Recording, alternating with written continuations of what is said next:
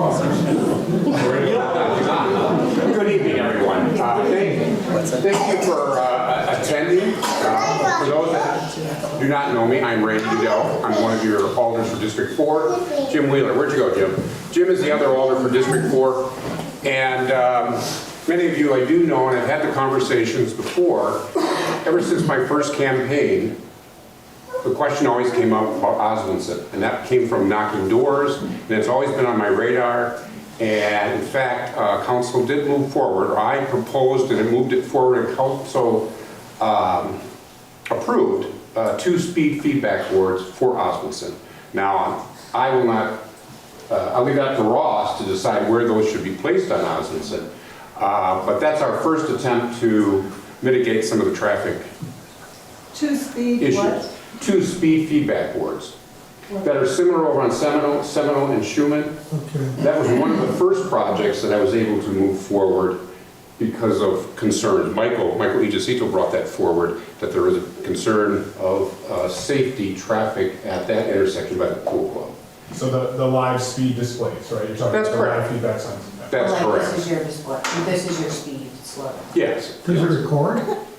Yes, but I believe Officer Lieutenant Hartley Great. can speak to some of those details. Very good. But I'm going to turn it over to Lieutenant Hartley and Ross Kaler, our transportation engineer. So they're the experts here.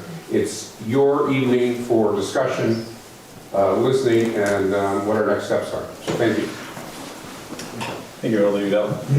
For those of you that don't know me, I recognize quite a few faces out there, but my name is Ned Hartwick. I'm a lieutenant with the Fitchburg Police Department. I'm going on almost 15 years now with the city. And one of my roles, so I supervise right now, I supervise our support services, which is everything that doesn't wear a uniform at the police department. But as part of my role, I have stayed as the primary contact for the police department for traffic safety. And I meet regularly, monthly, with Ross, who is our transportation engineer. He'll introduce himself in a second. And the city administrator, Chad Brecklin, who is in the back of the room here, along with other folks from the Public Works Department. And from those meetings, we talk about concerns that are going on in the city, things that might be coming up, and concerns that have come in. So I'll let Ross introduce himself, and then we'll get started. I'm Ross Kaler. I'm the city transportation engineer for Fitchburg. It's my job to hear all of your concerns, whether they're on Osmundsen or any other street in the city. We put up traffic feedback boards with the help of the police department, and we also put up stealth stat track speed recording devices. Those allow us to do traffic studies, and those studies let us make informed decisions on how to move forward with reconstructions or traffic safety type projects.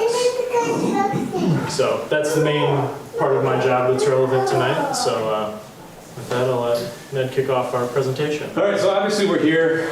It's great to see people at a meeting. We have a meeting to let people know about crime and safety that's going on in the community, and sometimes we'll get 2 or 3 people. So unfortunately, this room fills up. Other rooms fill up when there's an issue that people are concerned about. It's great to see people concerned about an issue, but we would really love, and I think the mayor and everyone in the city would love, if our residents could feel like they are in a place to be engaged with any city process, right? So I appreciate everyone taking time out of their evening to come and talk about this. I get that it's super relevant to you because it's your street, it's your neighborhood, it's where you should feel safe and protected. And that's what we're here to discuss tonight. So thank you for coming out. Just want to talk about what we're going to accomplish tonight, okay? There are some things that need to be done yet in this process before we get to where people want to be, where they feel like there's an actual solution in place. And so tonight we're going to review these things. We're going to talk about the environment of the road. I can tell that there are individuals that have lived on Osmundsen for quite a while, probably since those houses were first built. I'm not stereotyping based on age by any stretch, but I recognize some familiar faces, and so I can say that with a high degree of confidence. And then I know that there are some new residents who may not have the historical perspective as to why the road is the way it is and the concerns that have been around since I've been here. And I think Alder Udell was mentioning when he was campaigning and aware of the issue, it's been a prevalent concern. We're going to talk about those concerns because there are really two primary concerns that these issues fall into, two buckets. We're going to talk about our responses so far to date, the limitations of some of those responses. We'll talk about the data. As Ross mentioned, one of the key drivers of decision making when it comes to traffic calming is data. Okay? It's very easy when it's your neighborhood, when it's your street, when it's right in front of your house, to want to make a decision or recommend a decision based on emotions or based on one event that happened, right? We're very concerned about what's happening in our front yard. We're not so concerned about what's happening in somebody else's front yard on the other side of the city. So data has to be one of our central decision points. We'll talk about our current neighborhood traffic management process, which some of you are familiar with. Some of you may have signed the community action request form that's a component of that. We'll talk about the work that Ross has done in the short time. How long have you been with us again? Since January. Since January. So in the very short time that Ross has been here, he has come up with some revisions to that process. And then we're going to talk about the timeline moving forward. I know several of you, before you even made it all the way in the door, were already giving us solutions as to how we can fix this problem. And I know if I were to poll you all, everyone would probably come up with a different solution, or there'd be a range of different solutions. One person might suggest one thing, and the other person next to them might think that that's the most ridiculous or the least applicable solution. So we're not here tonight to have a contest to duke it out over which solution is best, or even when those are going to come into play. But we're going to talk about the timeline so that when this does roll forward, you all can be an advocate and a conduit to transfer the knowledge to your neighbors and help make a more informed decision when, if that time comes. Does that sound good to everybody? Sure. Wow. Sure. Tough room. I know it's 7 o'clock, so we'll try to keep it brief and stay on task here. So if we can save questions and concerns until the end, I promise you you'll have an opportunity. So, y'all live in Osmundsen, we don't need to spend too much time talking about it, but from a traffic safety perspective, Osmundsen poses a few challenges. And if you squint, the image isn't the greatest, but this is an aerial image of Osmundsen Road from 1987. So when roads were built in 1987 and Osmundsen's not even really fully constructed or connected here, roads were built in a very different way. Ross, what is the average width of a road now constructed? In a newly constructed neighborhood, we would normally build roads with 2 10-foot driving lanes and on average 2 8-foot parking lanes, which gives a width of 36 feet. So as you can see up here, Osmundsen is a lot wider than that, just starting off right off the bat. And would those roads be designed typically with sidewalks, just to clarify? They would, and any questions we can answer at the end of this too. But yes, they would be designed with sidewalks. Perfect. And as you know, on Osmundsen and the stretch we're talking about here, there are no sidewalks. The other interesting component of Osmundsen compared to some of our other streets is there are some pretty significant elevation changes depending on which direction you're going. So if you're down kind of in the middle of those elevation changes and there's that 4-way stop there, you're going to notice a pretty significant decrease, hopefully, in people's speed as they're coming down the hill, which often will then make the perception of their speed even more significant. There is obviously the fact that cars tend to get a little bit faster as they're going down the hill, but because they're coming to that much more extreme stop or even slowing down, that's going to seem that much more extreme. So some things that are a little bit different about Osmundsen that already kind of put the street a little bit behind where a super modern engineered street would be. So our concerns. Everyone in here has a concern, but generally they're going to fall into 2 different buckets. Does anyone have a separate concern on here that I'm missing? Okay, so I hear and I've heard the concerns for the last, really 15 years, even when I worked night shift when I first started. People talked about the concerns of speeding during the evening hours. And so these concerns are related, but when we're talking about finding solutions to them, they're different. You can slow down cars and not necessarily make pedestrians a whole lot safer. Or you could really focus on pedestrian safety and not really slow down cars a whole lot, right? So it's important that we talk about these concerns both individually and together. I'll also point out here, recently it was brought to my attention that there were concerns related to student safety, students that live in Osmundsen and that are going to school. I have connected with the school district, with the team that's in charge of the transportation and school bus arrangements. The Verona School District conducts a survey of their entire area where students are walking and busing to determine if busing is necessary. And the professional team of transportation engineers that did that study looked at the conditions on Osmundsen. Now granted, this was a couple years ago, but the data that they pulled is fairly consistent with what Ross has collected. And that data did not determine that it met their threshold for a school bus, okay? And so I know... When was that, when was that done? The data was collected in 2019. So you're gonna say that was a few years ago, and I'm gonna be one step ahead of you here to answer that. I'm on the school board, so Yep. I'm just super interested in Yeah. that. Yep. So they have a criteria, much like we have this neighborhood traffic management process. They have a criteria to provide because, again, if they were to provide a bus for everyone that asked for a bus, it could be pretty cumbersome, right? So they're using that criteria. So student safety is another component because, well, it's again related to pedestrian safety. Sending a first grader down the street is entirely different than having a set of adults walking down the street. We can all agree on that. So those are the two primary concerns. Now we'll talk responses, and to do that, we're going to talk about the 3 E's of traffic safety. The first component is education. And this is where I kind of get a little bit more broad on the topic. This really comes down to police and neighborhood messaging. And the speed display boards, the ones that show you how fast you're going, is really part of the education. It's letting people know how fast you're going. I mean, I'm not going to ask for a show of hands, but does everyone in here consciously pay attention to how fast they're going every single second that they're driving? Yeah. You don't have to say this because I'm here. I promise you, I'm not going to wait outside and watch you on your way home. But I can tell you that not everyone's paying attention because it seems like most times that we pull people over, they say, I wasn't paying attention to my speed and somehow got away from me.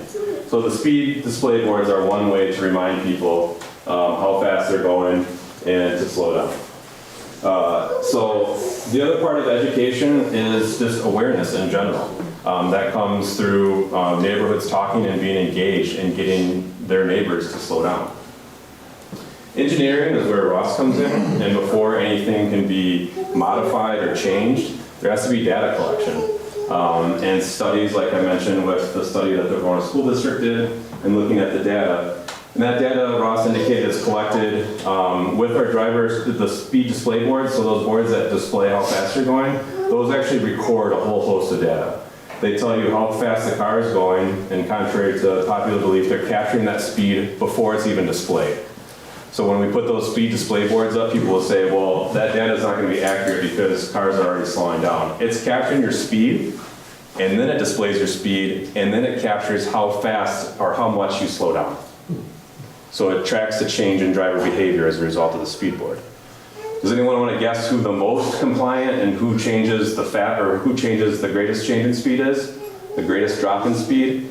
Is it the people that are already following the speed limit, the people that are kind of going over the speed limit, or the people that are going really fast? Really fast. People that are already going. People are already following the speed limit. So that's not to say that these speed boards don't play a role, because again, they remind you. You're being reminded you're coming into a neighborhood. Most people are coming into your neighborhood off of McKee or Lacey Road, which tend to be a little bit busier, a little bit faster. McKee, very much so, right? So just like when you get off the highway after a long trip, you're driving to a relative's house and you get off the highway, you tend to find yourself going a little bit faster coming off there, right? And so those speed display boards that Alder Udall mentioned, I think are a component of education and awareness. So going back to engineering, the other device that we collect the speeds, it's a little tiny box that sits on a traffic pole. I can't disclose the locations, they're top secret.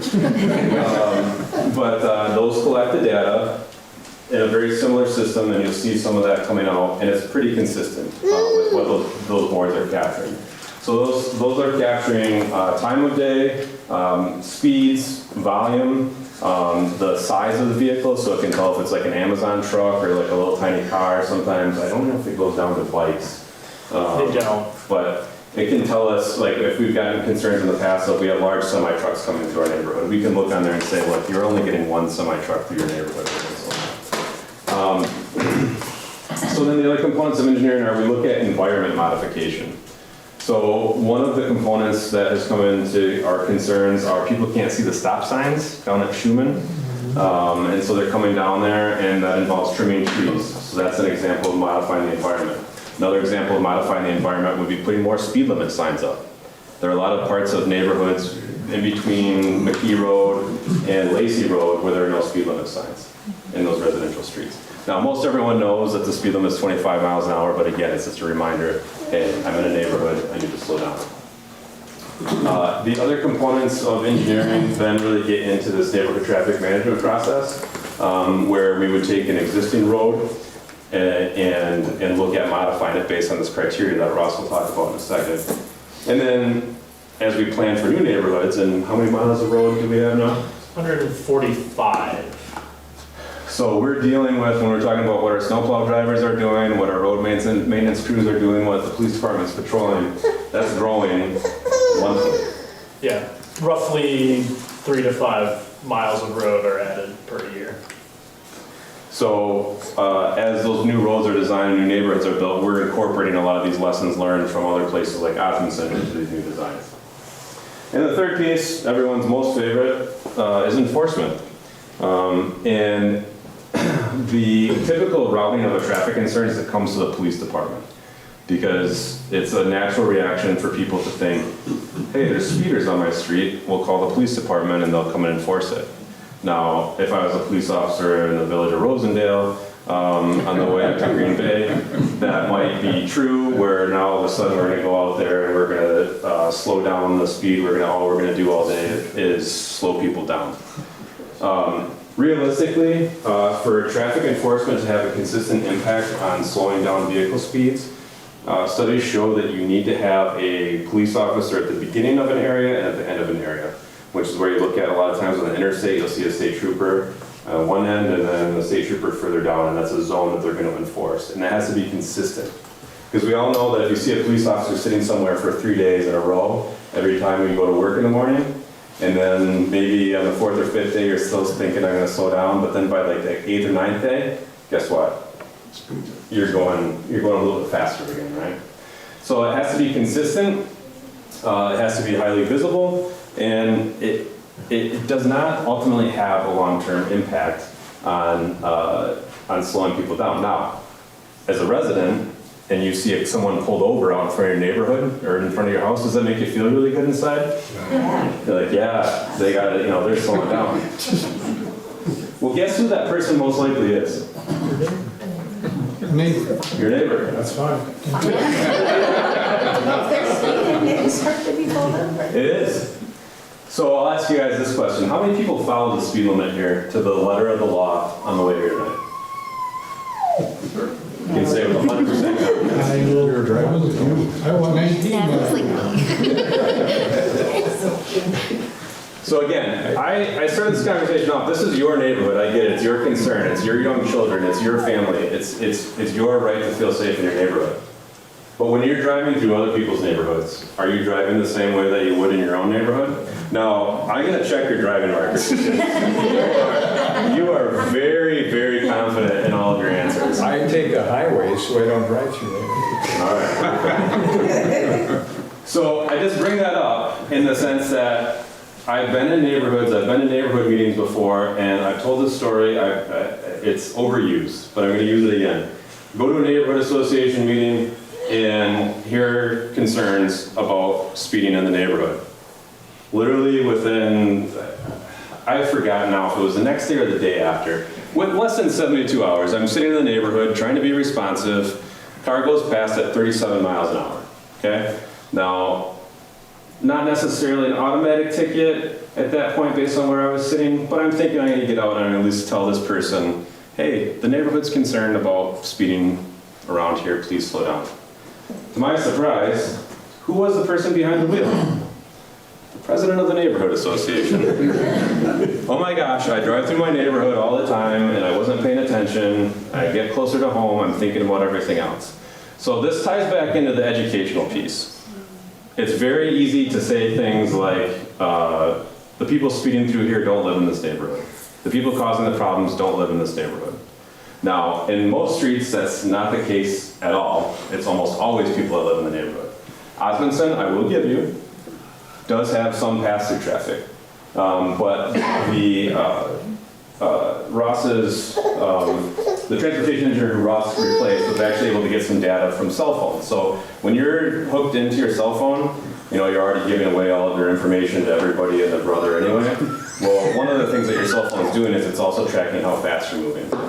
And there are companies that will buy that data from you and they will see your start and stop locations. So they're able to tell you what that traffic is and where it's coming from. And resoundingly in most of our neighborhoods, that traffic is limited to the neighborhoods. Now, I guarantee you there's someone in here that wants to argue that fact with me, and we can meet outside afterwards and we'll talk about it. But I just bring that back to talk about the fact that this is an engineering issue and it's a neighborhood education and awareness issue. On top of that, I would kind of be missing an opportunity here. We are responsive to you as citizens. You're the ones that tell us and give us the elected officials direction as to what to do. And if traffic enforcement is a priority, I can tell you for the police department that that's a challenge. Does anyone want to guess, elected officials aside here, how many police officers we typically have working on any given shift? In the city of Fitchburg, 35 square miles, about 35,000 residents, give or take, people that are working here during the day. How many police officers do we have working? Michael, you're not allowed, you. Someone throw out a number. 4 squad cars? Just excluded you, you're hiding over there in the back. We have 4. I hear numbers at neighborhood meetings like 10 and 15. I pretty consistently hear numbers over 20. Now that would be fantastic if we did, because then we could be proactive, we could be out in the community, we could be sitting on Osmundsen on a regular basis, getting out, educating neighbors, letting people slow down, and citing the people that are going super fast. That's not a reality for us. We've been working most of the last couple of years at about 60% of our patrol staffing capacity. So when you read the headlines in the news that Fitchburg is sometimes a part of, shots fired incidents, other violent crime, that's tying up police officers for hours on end. We try our very best, especially in the hours of darkness due to residential burglary activity and stolen car activity, to be in the residential neighborhoods and to be ahead of that activity, but we can't be everywhere at once. So that's the other component of enforcement when we talk about how we respond to this. Now I can tell you from personal experience too, I'm not going to out anyone in this room because I don't recognize anyone that I pulled over, but I can verify anecdotally the data that Ross is going to talk about is accurate. In that the majority of people that are coming to Osmundsen are going somewhere between 25 and 34 miles an hour. That's the overwhelming majority. Because I think a lot of people know this little inside secret from the State Patrol. 9, you're fine, 10, you're mine. That's not actually true, just to put that out there. But I think a lot of people feel, and someone mentioned it too, that there's this 10-mile-an-hour grace that you get that we automatically give people. Does anyone want to be pulled over for going 27 miles an hour in here? Do you think that's a good use of anybody's time? Do you think that's really, yeah. Do people think that someone going 47 miles an hour should be pulled over and get a ticket? Yeah. What about the person going 34 miles an hour? Yes. 35 miles an hour? Okay. I don't have squads sitting in Osmundsen waiting for people to come home to see how fast everybody's going. But I think that's a part of the conversation when we talk about having police enforcement being the solution to this. So where does all this take us? Engineering. Takes us to engineering. One of the components of engineering is looking at data, and we're going to look at crash data. So here's Osmundsen Road. In the last 10 plus years, we're looking at 9 crashes and 1 very, very minor injury. Okay, so this is Osmundsen Road, the stretch that we're concerned about. And I will point out here that 4 of the crashes occurred in December when the road was slippery, and most of them involved crashes into parked cars or mailboxes.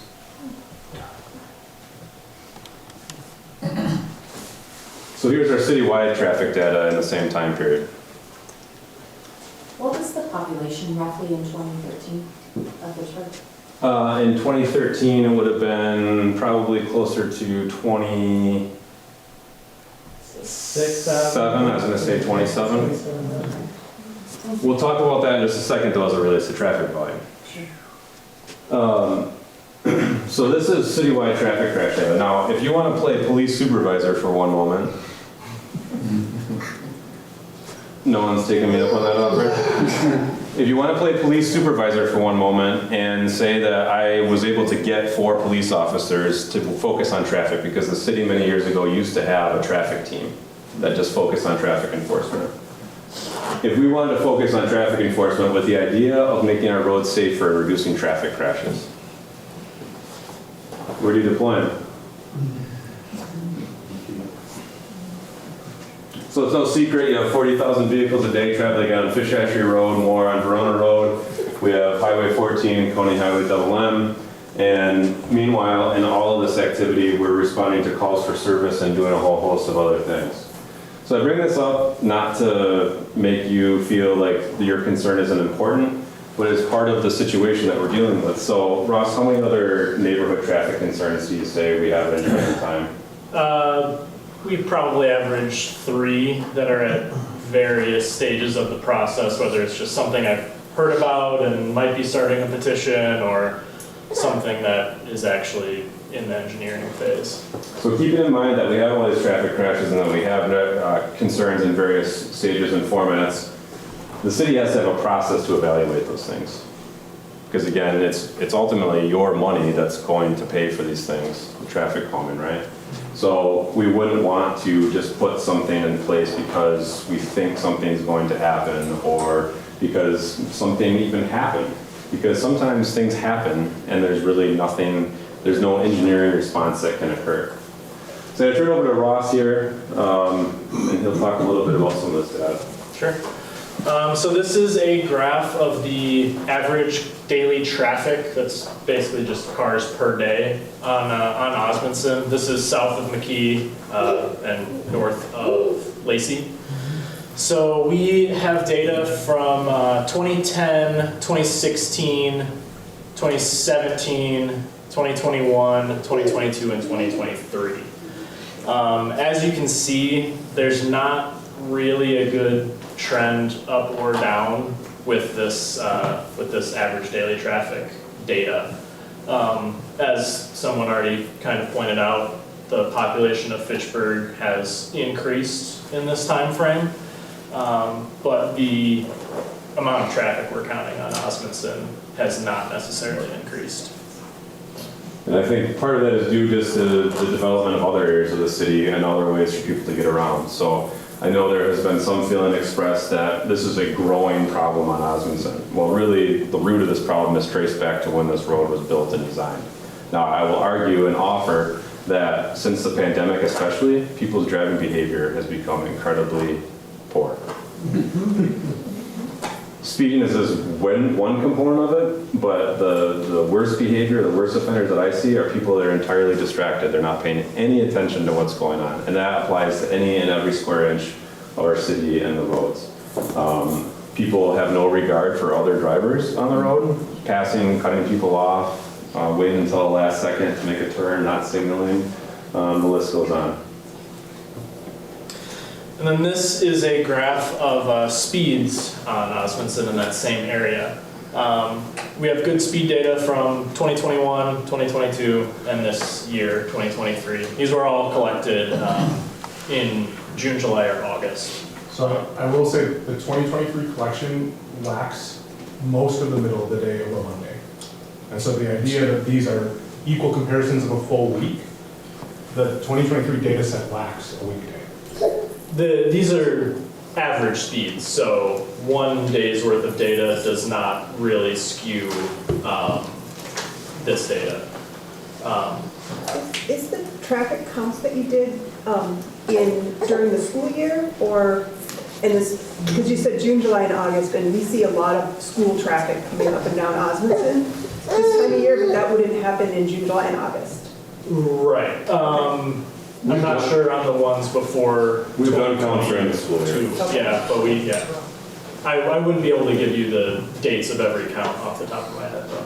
So I can tell you, like, because I've been here, prior when the Ross's position sat vacant for a while, I was putting in, the police department was taking care of these traffic counts.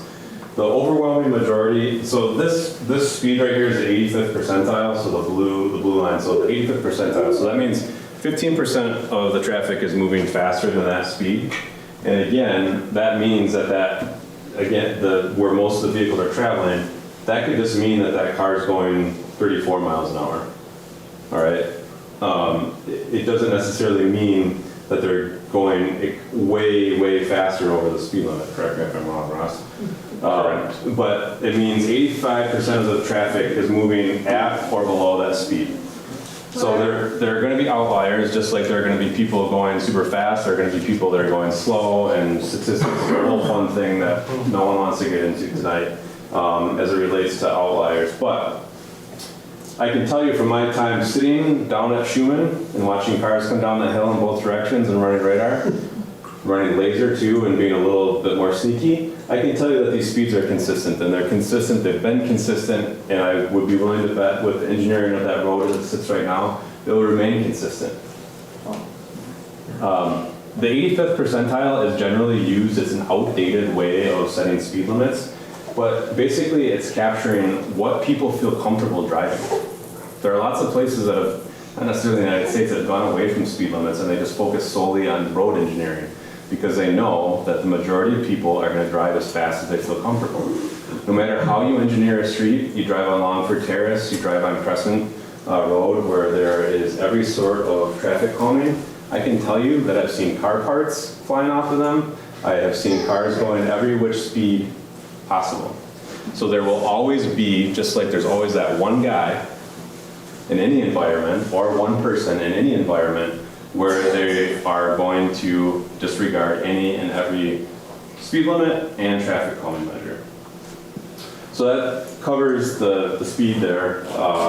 And again, it has remained consistent, and I can verify it by sitting there various times of the day, running radar, and backing this data up. So this is an example of a couple of the reports that we get out of our stat track systems. These are the stealth units, not the speed boards. The speed boards actually give us very similar looking data. And if anyone wants this, I can share this and other studies with you. I don't really want to get into the actual details on this slide, but just to show you, we get the 85th percentile speed, the 50th percentile speed, which is about the average, and then we get all of the average daily traffic data. And then we also get graphs of time of day. The red line on that line graph on the bottom right is the 85th percentile speed based on the time of day. And orange and yellow overlap a lot, but those are the 50th percentile and the average speed, and the green is the speed limit.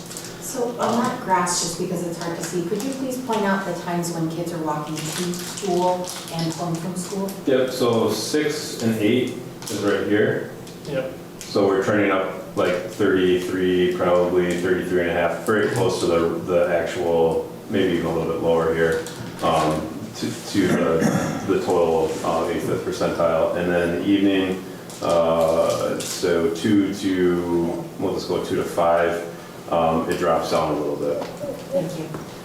And one of the reasons why that is, people automatically think that more cars is a problem as it relates to traffic safety. Well, the more cars that are on the road, the slower you have to go. So that's a balancing act here, right? In the sense that we want to limit the number of cars. Well, you remove the number of cars, the faster people feel like they're able to go. So we can, Ross, is that northbound, southbound, or both? that's both. Uphill and downhill. Yeah, so when we set up one of these stat tracks, it points in one direction, but it compiles data from cars going in both directions. So next, we'll go into the actual neighborhood traffic management process, which Lieutenant Hartwick mentioned earlier. A lot of you guys signed a community action request form. That's part of the neighborhood traffic management process. Some of the goals of that process are to promote neighborhood livability, promote safe conditions in those neighborhoods, encourage citizen involvement through the community action request forms and neighborhood meetings, and then also prioritize efficient use of city resources. So one of the ways that we use our city resources, our staff time, our budget money, your tax dollars efficiently, is that this process provides a framework for decisions, but is not necessarily a mandate to take action. It gives us thresholds that if a street is exceeding these thresholds or under these thresholds, then it would be a good idea to take some sort of action. So I just want to go through Osmundsen Road as it currently stands and our current neighborhood traffic management plan. We'll get into in a couple slides proposed changes to the traffic management plan. So for phase one, which includes a lot of education and enforcement criteria, the average daily traffic needs to exceed 200 vehicles per day, which Osmundsen on a 7-day average has 1,222 vehicles per day. So obviously it meets that. Roads have to have a posted speed limit of 25 miles per hour or less, which you all know that Osmundsen does. And the functional classification has to be a local or minor collector or through street, which Osmundsen is a local street. Bigger streets that are major collectors are roads like McKee and Fish Hatchery Road. So. Then for phase two treatment criteria, which this is more of the engineering focus. These cost more money and take more time to implement, so they have higher thresholds. Phase one treatments have to be deemed ineffective, which we've done. The city has done neighborhood traffic management plans with Osmundsen in the past, and that has been determined to be the case. And you have to have in between 3,000 and 500 vehicles per day, which at 1,200 Osmundsen does. Same speed limit, same functional classification, and the 85th percentile speed must be 35 miles per hour or greater for local or minor collector streets. As we've kind of gone over, the 85th percentile speed for Osmundsen is 33 miles per hour. So that does not exceed the 35 miles per hour threshold there. So that metric... Let me go back. The second one is 30 miles per hour greater in market school zone. We are there, right? No. No. So school zones are directly adjacent to schools, so Lacey has a school zone, but Osmundsen does not. Are there different thresholds for neighborhoods with and without sidewalks? No, there are not. Okay. There is a component that takes that into account later on, and that's one of the proposed changes. So after a street meets all of those criteria, which, as you guys already know, Osmundsen does not meet all of those criteria, we go into a scoring system. And this basically lets us rank projects that we've gotten and determine which one to take on first and where to efficiently use money. We go through basically all of the same data, traffic volume, 85th percentile speeds, the crash record, which Lieutenant Hartwick already talked about. Then we get into the design characteristics, the geometry of a street, how far you can see that can take into account hills and blind driveways and things like that. Then we get into whether schools are on the street, which there's not technically a school on Osmundsen, but at the south end there is a lot of school traffic. So that will be taken into account in the new traffic management process. Then we get into pedestrian areas and pedestrian deficiencies, which on Osmundsen Road, pedestrians have to walk either in yards or on the blacktop with cars. So that's obvious points for pedestrian deficiencies. And then there's also a scoring criteria for walk to school routes and bike to school routes. So we can go to the next slide. So I've already said that the neighborhood traffic management plan, I'm proposing some updates. This is a timeline of when those updates will go to your elected officials for action. On October 24th, which is 6 days from now, so this proposal is due tomorrow. This will go to Common Council to be directed to other committees and commissions for their review. The two commissions or boards that this will go to are the Board of Public Works and the Transportation and Transit Commission. Board of Public Works will take this up on November 6th, and the Transportation and Transit Commission has canceled their November meeting, but they have shown a broad support for these changes, so they've elected to not have this referred to them and for it to go straight to Common Council. Then it will go back to Common Council for their review and action on November 14th. They'll take into account Board of Public Works action and the fact that Transportation and Transit has shown their broad support without an actual vote on it. So that's when you can expect to see these updates to the neighborhood traffic management process, and at that point, if it's approved by council, Osmundsen will meet the criteria to be included in this process. Can you describe the changes again, please? Yeah, the key one that matters for Osmundsen is lowering that speed, that 85th percentile speed threshold to 30 miles per hour.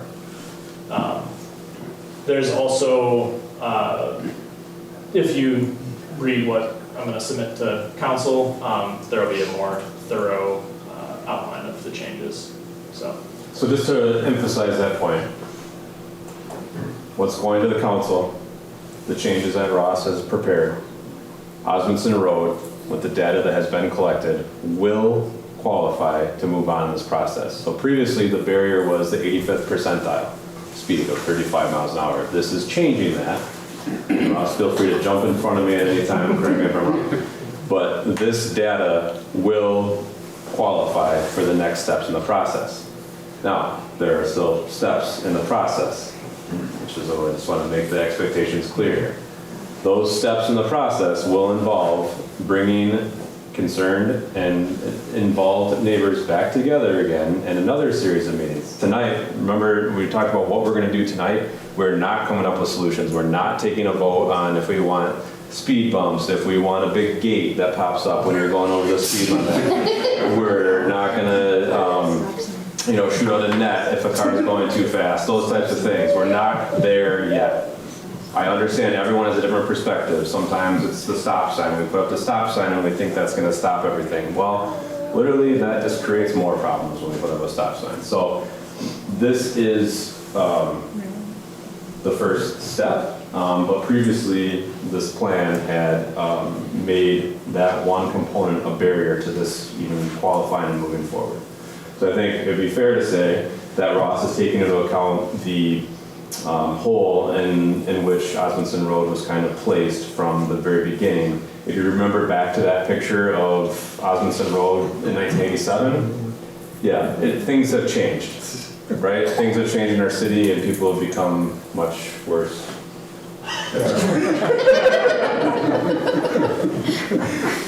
So again, just kind of emphasize that point one more time. Here's the timeline moving forward, provided everything is approved as Ross mentioned, this process will kick off. Now, on top of the fact that right now, unfortunately, we're at any given time days away from snowfall. We're talking the end of construction season. I thought I was going to get booed a lot earlier.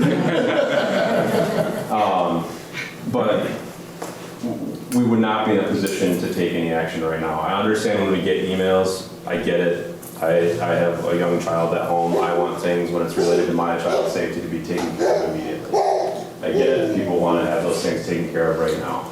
And I appreciate your patience. Some of you have been very patient and vocal with this process for a long time, but Ross has addressed those concerns to allow this process to move forward. So with that, after I provided some framework and expectations here, I'll open it up to questions. Can you describe the current plan for the bike lanes and how the neighborhood could get that removed if that's their desire? So I don't think that we're going to get too far into that part of the process here unless Alder Udall wants to touch on just that component there, or? Well, if that's not the objective this evening, but my understanding is that I or someone else from council would have to submit an amendment to have it removed and then go before council and we would act on it from there. Does City Administrator Chad Breckland, do you want to weigh in on that process as well? So again, not getting too deep, but obviously as part of the data collection that will likely occur and the engineering assessment of what appropriate solutions might be to calm traffic, is it possible that bike lanes could come up as in combination of a solution? I'm asking Who about knows? the policy that's currently Yeah. in the SIP. Yeah. So if you could, I think it informs this context quite a bit. Sure. So if there's no desire to move forward from an engineering perspective and or from a council perspective, since that was already approved as part of the budget process for 2024, there would need to be an amendment from council to take it out and deprioritize that, and then obviously subsequently approved by council. And can you just quickly run through how that was approved and kind of level of neighborhood involvement, who's involved in getting that established? Sure, so that was introduced by an alder, a member of the common council, was vetted and assessed by the rest of the city council, and ultimately passed by the city council as a whole. As for neighborhood involvement and consultation, I can't speak to that. I wasn't involved in the amendment being submitted or any of that process. Just for the record, Josh, I was not the one that submitted it and I was not the one that voted in favor. Right, and right now it would apply 5 bike lanes to what stretch of Osmundsen?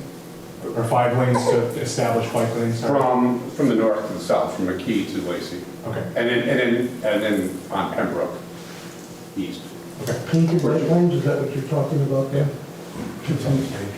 So what is And I should clarify, the reason I did not vote in favor of it, because this process was already in play for traffic calming. And from my earlier discussions with a previous transportation engineer, there was no strong data to support bike lanes for the purpose of traffic calming. We'll go back to, Yeah, I don't think it's gonna help our What? kids for sure, the bike lanes. we'll go back to the gentleman back here in the red. Just a quick question. What is the weight limit on Osmundsen? I see some pretty large vehicles driving down Osmundsen. There's one street in Fitchburg that is restricted to weight limit, and it is not Osmundsen. Really? I thought all neighborhoods. One of the other projects that we're looking at is doing a designated truck route, like the city of Madison, to accommodate for that. But there are no restrictions in that. Yeah, if you don't mind, he had mentioned about roads being constructed. Oh, yes. This came up earlier, and Ross provided a good explanation that all of our roads, even residential roads, are capable of taking heavy vehicle traffic. Obviously, a road like Osmundsen isn't designed to take repeated, day in and day out, like dump trucks coming out of a quarry. But if you think about a garbage truck, a snow plow, an occasional dump truck, those things are all delivery trucks. They're all designed to take that traffic. And I'll point out here too in the classification counts. So of the almost 9,000 vehicles here counted over the course of this, there are 102 large class vehicles, so 1.2% of the traffic on there was. And a large vehicle in this is basically anything larger than a pickup truck. So it could be an Amazon truck, some mail trucks, all the garbage trucks. Cadillac Escalade. Yeah. I super appreciate the 3 E's that you called out, and I think being on the school board, I know that everybody also has their perspective of what should be done, and sometimes you forget that there's a budget for all of the things.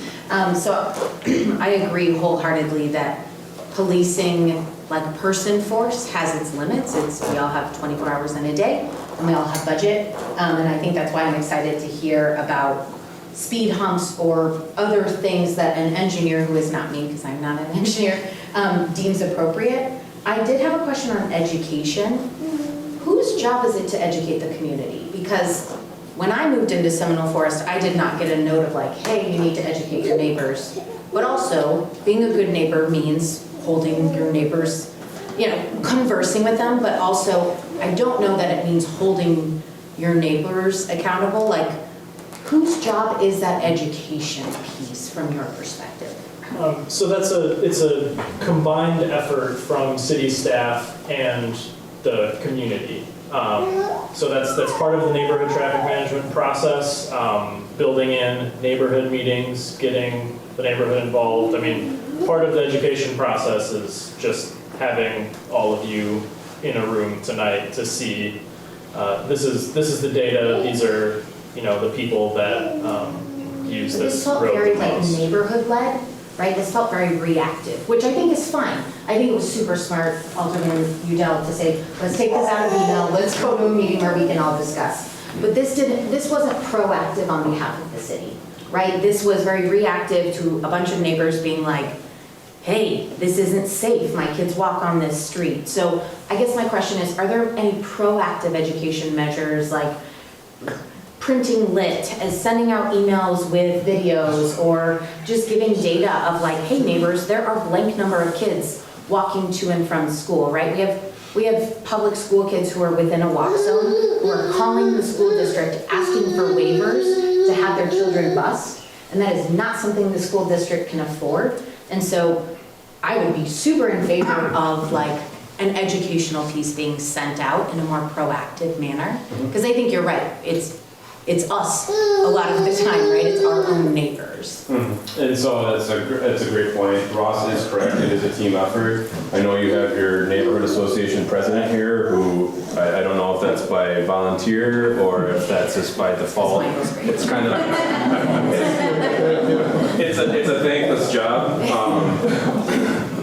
But the neighborhood association, everyone is very quick to go on Nextdoor and complain on on a variety of topics.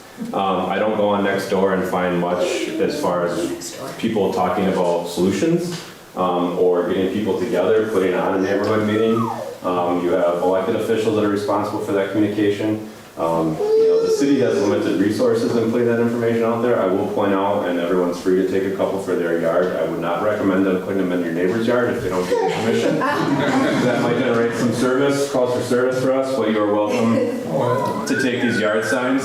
Believe it or not, these yard signs and neighborhood-driven educational campaigns, when they study traffic calming measures, are more successful often than any other entity coming in and providing that information, because that message means more when it's your neighbor coming around. I'm not saying this is your job, but I'm saying it takes a team to really get the message out, because who are you more likely, where do you think most people get their information these days from? Their friends on Facebook, what their friends on Facebook or social media share, or some independent news source? And I think if we had the answer, if elected officials, if the city administrator had the answer as to how do we reach every single citizen in the city or in a neighborhood, I mean, we'd probably be on the circuit, getting lots of money advising other communities how to do it. So it takes a team effort to get that message out, but your point's very well taken. Yes, sir. I have a question for you. What does it cost to install a speed bump, roughly? To install one speed hump, those are the bigger ones. The speed bump is generally just about a foot wide. You see them in parking lots a lot, but a speed hump could be anywhere from $5,000 to $10,000. What's the cost to maintain them? About the same as it is to maintain a normal stretch of road. Okay. So it doesn't really add much cost. Before we get into what things cost what and get into individual solutions, I think the safest answer is to say that anything that we talk about is going to have a cost. I can give you the cost for putting a police officer on the side of the road. I can tell you that the speed display boards that we put up to give driver feedback run between $4,000 to $6,000 a piece. So I can tell you that I know where the next question is going to go is what's it going to cost, what's it going to take for the city to take action, and what's the cost for replacing human life, right? But I would wager to bet that if you go to any neighborhood in the city, that they're probably going to say something similar, that we're just one incident away from something happening here. And we can't put up a speed bump, we can't put up a stop sign, we can't put in traffic calming measures to make everyone feel comfortable every second of the day. And so that's the backbone of this neighborhood traffic management process, is assessing the data, assessing the concerns. This is driven by your concerns. Okay, so the city has a budget, again, your tax dollars, and everything has a cost to it. Thanks, Ed. Those of you who know me, I'm Dave Herbst. I'm Chair of Public Works and District 1 Alder. Been on Public Works for 30 years, and we originally came up with the process in 2007. And it is neighborhood driven, you know, that we need the neighbors to bring the concerns to the city. That was intentional, and that we need a large majority of the neighbors to be in favor of the solution. That's the other thing, you know, we didn't want to be looked at heavy-handed. But Ned has heard me talk about this many times. I want our roads designed to be safe, so we're not asking him to be writing tickets and patrolling. So can we do every street, no, I don't have the budget. We don't, but we'll work at it, you know, one bit at a time. But Nicole was asking, well, how come the city, no, this comes from you, and it was originated from you on purpose. That's how we wanted it, you know. Otherwise what happens becomes a political thing, you know, someone, well, they go to the city and they're beating up the traffic engineer, you got to do this or that, and you know how that goes. So the process of the neighborhood initiating it, we follow the warrants of traffic design, and we come up with a solution. Will everyone always be happy? No. You know, we can't make everyone happy, but we try to make our city safer and keep the police focused on the things that you know, bring more value to us, I guess. And I'll just add real quick, sorry. So this is an aside here. So Ross's boss, our new public works director, came to Wisconsin for whatever reason from Florida. And he told the story of a neighborhood that was adamant that they wanted speed bumps. They wanted speed bumps. Give us speed bumps. They put the speed bumps in. They didn't have a process like this in place. I don't think they gathered much citizen input other than we want speed bumps. Speed bumps lasted 6 months. And then the neighborhood wanted them removed. And then the neighborhood dynamic changed, and a year later, they wanted them in again. That's Florida. Yeah. So just something to keep in context, and to Alder Herbst's point about neighborhood engagement and getting by. Yes, sir. I'm a little, I have a question regarding timeline. Now, it seems to me we've sort of kicked the can down the road, because I was sort of thinking we would get some sort of resolution here about what changes are going to be made. Now, I noticed that there was that meeting on November 14th. And what changes are going to be proposed? So the changes being proposed at all of these meetings are changes to the neighborhood traffic management process, not to Osmundsen Road. When do they decide what they're going to put in? So put anything in? After the changes are made to the neighborhood traffic management process, which is what that process governs the money that the city can spend out of its budget on these types of traffic calming issues. Right now, Osmundsen does not meet the warrants for that process. So we cannot spend money out of that fund for traffic calming. That's something that was designed, like Alder Herbst stated, on purpose. And now with changing city demographics and values, I guess, we're looking at changes to that process. So after those changes are made, then we can start on the process for Osmundsen Road.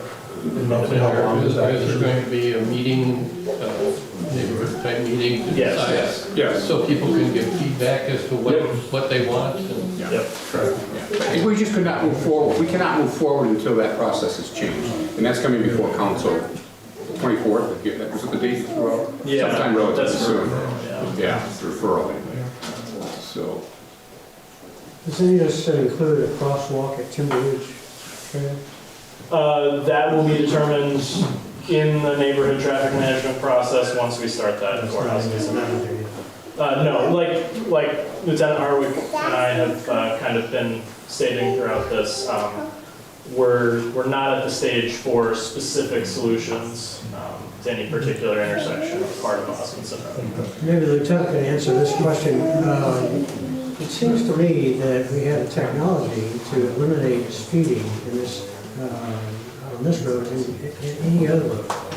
And if you hook your reader up to a ticket machine and send them a ticket when they reach the designated number. I'm originally from Washington DC, and they had this famous two-lane road. So all the guys going 40 and 50 in one day. They put up the cameras about 15 years ago. Yeah. Put a camera up there, read the license plate, sent out the tickets. The first day they raised $100,000. Yeah. So, and then the next day, one of the people spray painted the camera. Yep, not allowed in the state of Wisconsin. So contact your elected officials at the state level. Yeah. Thanks for the question. The track for the bike lanes that are being installed, I thought The bike lanes are not being installed this year. That'll, but they've been approved, right? it has been approved. So isn't that a traffic two or phase two traffic calming measure in and of itself? So how did that happen? there is right now some conflicting language in that CIP item that I think Alder Udell has kind of put forward the process for that to be addressed. And I will just add on that, when that amendment was passed by city council, there was added language that staff would still need to assess the viability and appropriateness of bike lanes utilizing data and engineering assessment. Now, I wanted to mention earlier, because Ned, you brought up, and Dave, you brought up concerns coming from the neighborhood. And I should have started at the beginning, I should have introduced everybody that's here. And it's not just Jim Wheeler and myself from District 4. We have Dave Herbst from District 1. We have Bill Jetzer from District 2. We have City Administrator Chad Brecklin, Mayor Julia Radafrada here, and we have the President of Seminole Forest here, Michael Ichicito. So your voices they are being heard. So I just want to make everybody aware of who is at this meeting this evening. It's just not your two local alders. So going forward, do we need a vote in whether we need or want these bike lanes in our Osmundsen? We're going to have further discussion on it, and I suspect there are others who are not here this evening are also going to be weighing in on that as well.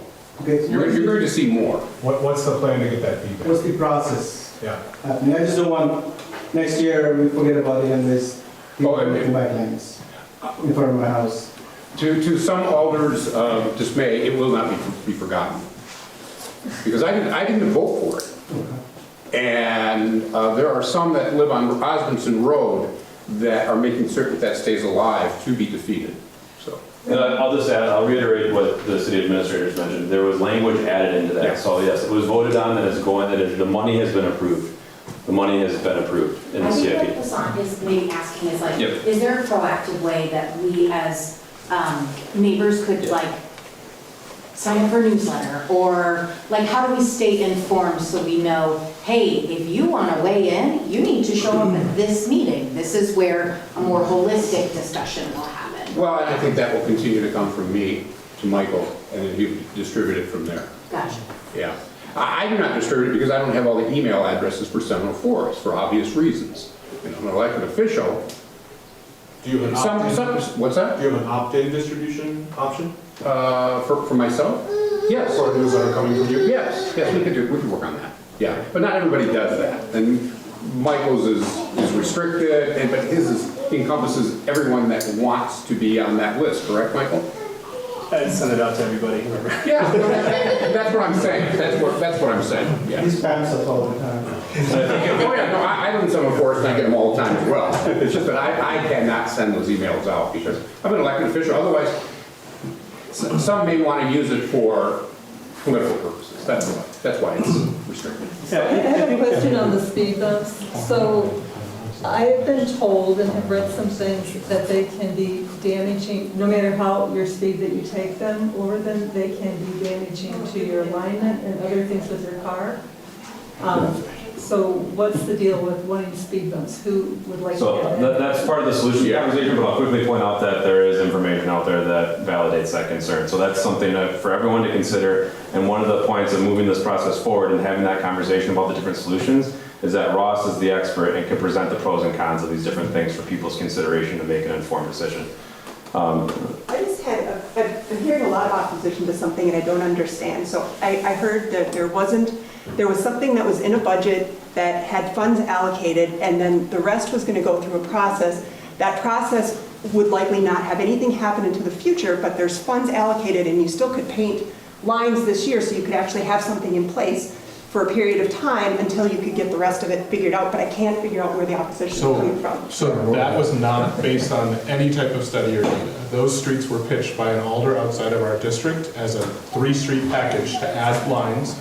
I believe it's over $50,000 in funding just to paint those lines. And it is not data built, and I don't believe that there is an assumption that it will necessarily solve the problem. If anything, I think there is some data out there to suggest that it could make certain aspects of it worse.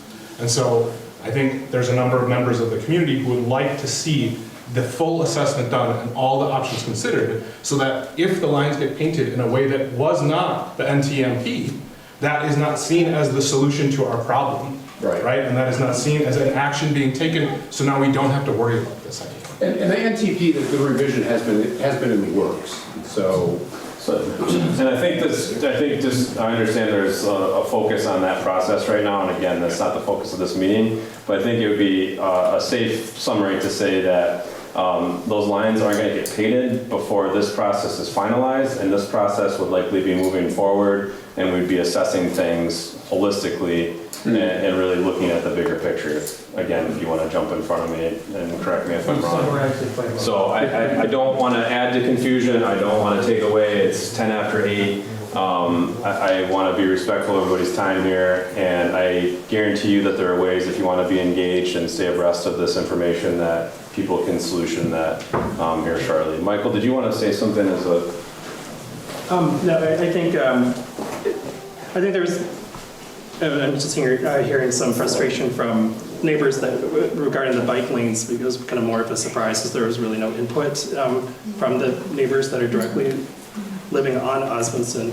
And I think that's pro or against. There was really no input, and so all of a sudden it's presented that it was already approved. So I think that's part of the frustration. Yep. But again, with the cycle of everything here, just to revisit that concept, the cycle and the timetables for everything here, these things are going to kind of mesh together. And I think we'll, again, reemphasize the point that Alder Herbst brought up and that Ross and I have mentioned, that this is about neighborhood engagement and involvement. But as we've already heard, there are some different opinions as to how that might be accomplished. So going back to the concept of data, using data to inform the decisions that were being made, and going back, I don't know where she went here, the concept of staying informed, staying engaged is critical to this. And being involved. And we mentioned the fact that we haven't been proactive. I can tell you in May we had a community meeting here just for the police department to present information about what's going on. Traffic concerns were one of it, and we had like 8 or 9 people that showed up. We've been having monthly meetings to the point that we are no longer having monthly meetings because we don't have a turnout. And I know people will say things like, well, I don't know about them. I don't know, I don't want everyone's phone number. I have enough people to call during the day, enough people that email me during the day as it stands. We're always here to answer the phone. I'm always available to answer questions. I just unfortunately don't have the time to reach out to everybody in their desired format. Again, being respectful of time and everyone's time this evening. Yeah. that the second coat of asphalt. Are you guys going to get that on before the snow plows come along and knock off the sewer? Yes, Ross, they don't have my email yet.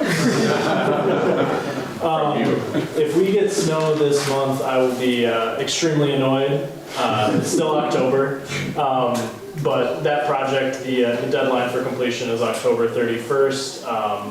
We've run into a couple of issues after we peeled the asphalt off. Found some stuff out that we needed to fix. That's taken some time, but it will be paved this month.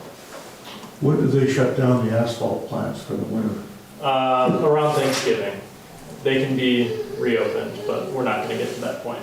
Okay. So a couple things to point out here too, if you're curious, if you're not familiar with the NTMP, you can go onto the city's website. If you just search the Public Works Department and traffic concerns, it'll get you to it. The other thing I'll point out too, the easier link here is probably just to go to Fitchburg Police Department main page, and there's a map on there that will show all of the traffic concerns that are reported to us, including traffic crashes, traffic enforcement. So a lot of times we'll hear things like, I never see a police officer on my street. You can go to this map and you can see anytime a police officer has checked out on traffic monitoring, it's not going to tell you who got pulled over. So if you think it's your neighbor that got pulled over and got a ticket, it's not going to tell you that. But you can see traffic citations and traffic crashes. Ross's contact information is on the left, mine is on your right. I'm happy to stick around and answer questions, or you can email or call, but please stay engaged. It's great to see a neighborhood concerned and engaged, and hopefully we can come together for a solution. Alder Udell, did you want to close anything on this? No, I recognized everyone. I just thank you very much for this great turnout. We can answer any questions. Yeah.